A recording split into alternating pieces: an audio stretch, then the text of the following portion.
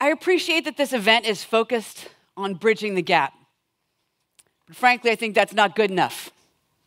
I believe we have an opportunity and an obligation to eliminate the gap. I personally have felt and have met so many others who have felt the pain of that gap. In 2005, I was the vice president of sales and marketing for luxury travel at Expedia. When I had my second child, I took a long maternity leave and chose to become a stay-at-home mom. And with this one, you can understand why. 4.5 years home with my kids as a stay-at-home mom. I also started a couple of nonprofits and got very civically involved, using the internet and social media extensively for those activities. In 2009, I needed to go back to work, but it was pretty much the worst time to look for a job. Through a friend, though, I was able to get in touch with a recruiter at a company I really liked on a product that I used all the time in the marketing realm. And when I spoke with this recruiter, he shared with me that he was not even going to interview me.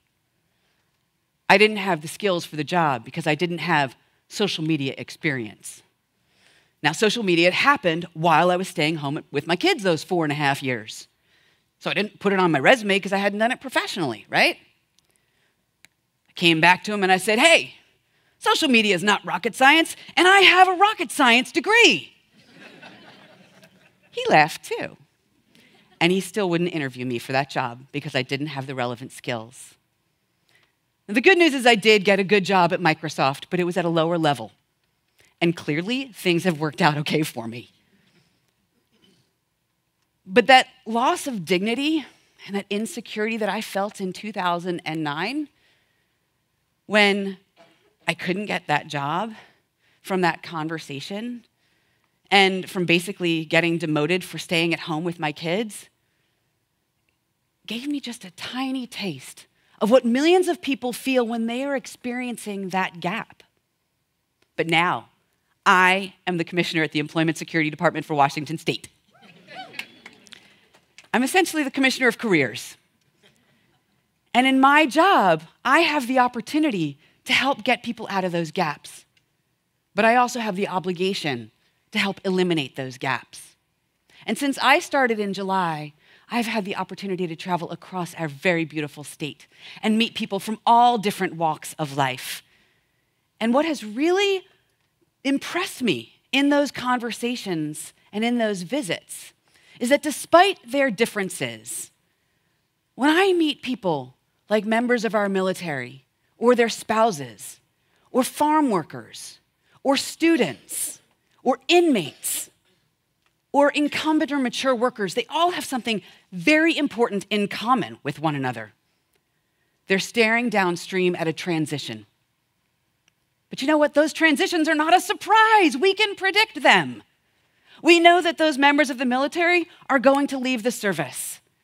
In most cases, those military spouses know their spouses are going to be PCS'd.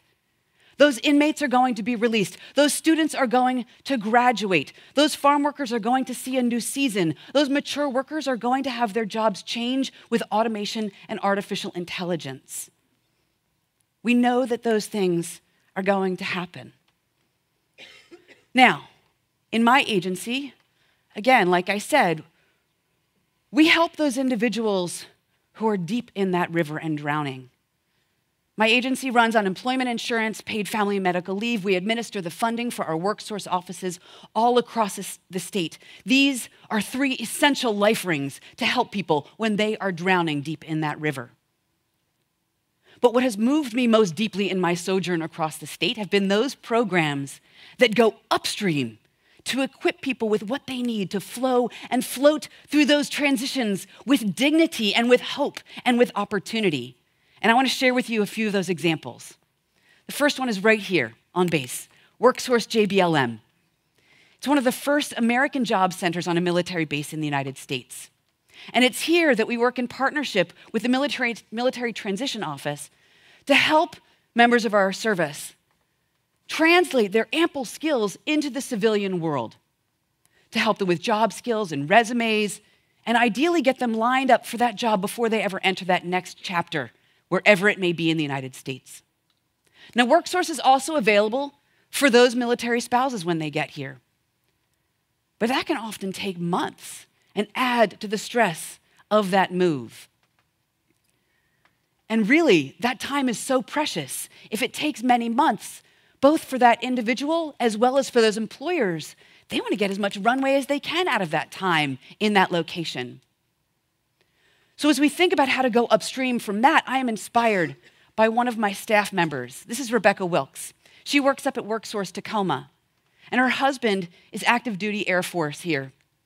And when she was previously in South Carolina, she was also working in their workforce system there. When she learned she was going to be moved to JBLM, she looked for, applied, and got a job at my agency, at ESD. And it was knowing that that job was there waiting for her that gave her important stability during the turbulence of that transition. Imagine the reduced stress and improved military readiness, resilience, and retention if every military spouse who wanted knew that there was an employer waiting with open arms at their next location. Now, in Washington state, a silver tsunami is hitting our aerospace industry. In the next 10 years, a high percentage of our aerospace workers are going to be hitting retirement age. So in 2017, the Aerospace Joint Apprenticeship Committee launched a youth apprenticeship program. And here we have Crystal and Enrique, who are two of the apprentices at Umbra Cucinetti up in Everett. They're working as apprentices, earning a paycheck. They're in high school. They're gaining critical thinking, collaboration, and problem-solving skills. They're earning and learning all while in high school and getting college credits. It's like running start with a paycheck. This is one among many programs laying the groundwork for a statewide youth apprenticeship system. Now, down in Vancouver at Clark County Jail, I had the opportunity to meet Ivy, Chris, Enrique, and Brandon. And they're availing themselves of a program that is co-funded by ESD and Goodwill through WorkSource down in Vancouver. And what I was so moved by in my conversation with them was Brandon, who's now 51, shared that this was his second visit to that jail.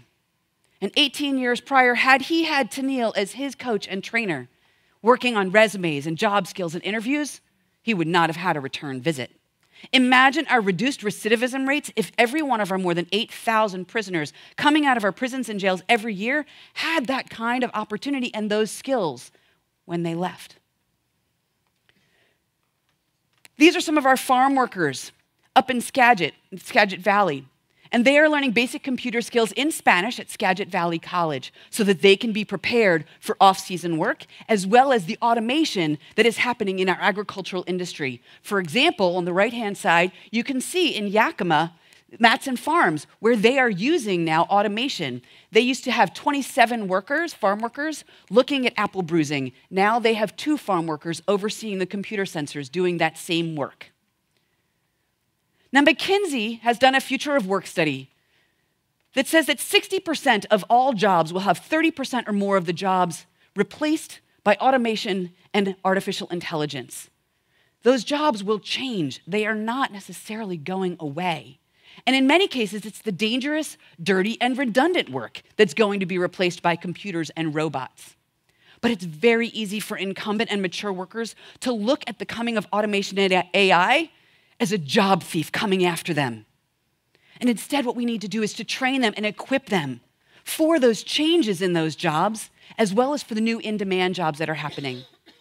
Amazon runs this career choice program that on-site allows people to take classes and get credentials in those new areas and with those new skills. Now, all of these programs are like this field of wildflowers. They're beautiful and colorful, but they're growing in so many different directions, and they're competing for resources.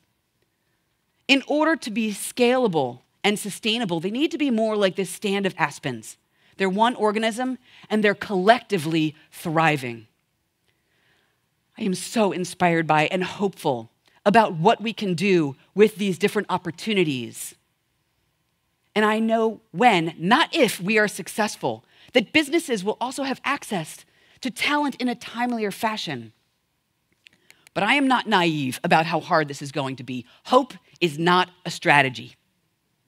I know that in order for us to have this scale and be enduring and sustainable, We need to learn from these different programs and opportunities and drive deep partnerships between business, government, and education in order to really shift from these programs to systems. And once we do that, we will be able to have a system in which we can help individuals flow through those transitions and eliminate those gaps. Thank you very much.